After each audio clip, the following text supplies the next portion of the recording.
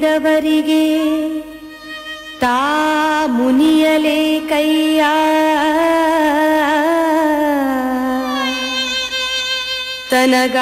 ತನಗಾದ ಆಗೇನು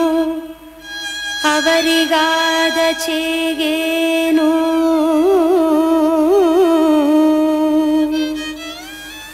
ತನುವಿನ ಕೋಪ ತನ್ನ ಹಿರಿಯತನದ ಕೇಡು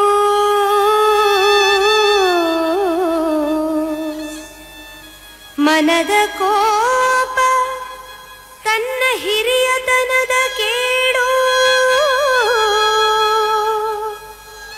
ಮನೆಯೊಳಗಣ ಕಿಚ್ಚು